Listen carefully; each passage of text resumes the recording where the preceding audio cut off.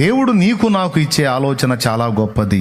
నేను అందుకే 1,000,000 సార్లు కోరుకుంటున్నా, దేవుని బలిపీఠం మీద నిలబడి, దేవా నిరంతరము నిరంతరము నిరంతరము నా ఆలోచనలన్నీ నీ ఎదుట ఓడిపోవాలి నాయన, ఓడిపోవాలి ఓడిపోవాలి ఓడిపోవాలి ఓడిపోవాలి.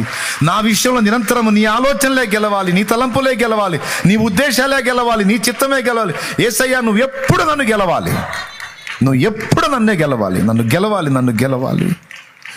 నేను నీ చేతిలో నిరంతరం ఓడిపోవాలి, నిరంతరం ఓడిపోవాలి. అలా ఓడిన నాడే నేను గెలిచిన వాడిని, అలా ఓడిన నాడే నేను గెలిచిన వాడిని. నువ్వు గెలిచిన దానివి, గెలిచిన వాడివి. మనం ఆయనను ఎదురాడి గెలిచినంత వరకు మనం ఓడిపోతానే ఉంటాం బిడ్డ. అందుకే దేవుని ముందు ఇది ఎప్పుడు వేడుకోవాలి, నన్ను ఓడగొట్టే ప్రభువా, నన్ను గెలిచే ప్రభువా.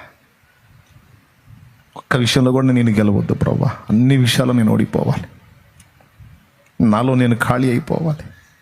నన్ను నీ వశపరచుకొని నువ్వు వెళ్ళాలి. పేరుకే నేను కానీ పూర్తిగా నీ స్వాధీనంలో ఉండాలి. నన్ను అనుగ్రహించమని నువ్వు కన్నీరు గార్చాలి దేవుని మంద. ఇది ఆవశ్యకము, అది అవసరం. యాకోబు ఎప్పుడైతే అలా ఓటమి పాలైపోయి దేవుని చేతిలో ఓడిపోయాడు, అప్పుడు యాకోబుకి టైటిల్ ఏమి ఇచ్చాడు తెలుసా? నీవు దేవునితోనూ మనుషులతోనూ పోరాడి గెలిచితివి అన్నాడు. యాకోబు బతుకు చూస్తేనేమంతా ఓటమి, కానీ దేవుడు ఏమన్నాడు? లేదు, గెలిచావు నువ్వు అన్నాడు. చివరికి గెలుచుకున్నాడు, దేవుణ్ణి గెలుచుకున్నాడు. అంటే దేవుని హృదయాన్ని గెలుచుకున్నాడు, దేవుని చేతిలో ఓడిపోయి.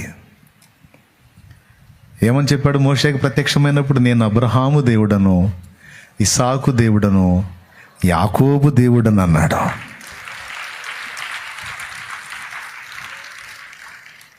చెప్పండి, ఆయన మాట చొప్పున మనం వేద్దామా, ఆయన గెలుద్దామా? అడుగు, చెప్పండి. ఆయన మాట చొప్పున అడిగేద్దామా, ఆయన గెలుద్దామా? ఆయన సంఖలోకి మనం వెళ్ళిపోదామా, ఆయన తిప్పినట్టు తిరగడానికి? ఇది ఒక్కసారిగా నీకు కలివి కావచ్చు, కానీ క్రమక్రమముగా నువ్వు సాధన చెయ్యి. దేవుడు నీతో చేయమన్న పని చేయడానికి ఎప్పుడు వెనకడుగు వేయొద్దు, నువ్వు చేస్తా వెళ్ళు. దేవుడు చెప్తే ఆపొద్దు, దాన్ని నువ్వు కంటిన్యూ చేస్తూ ఉండు.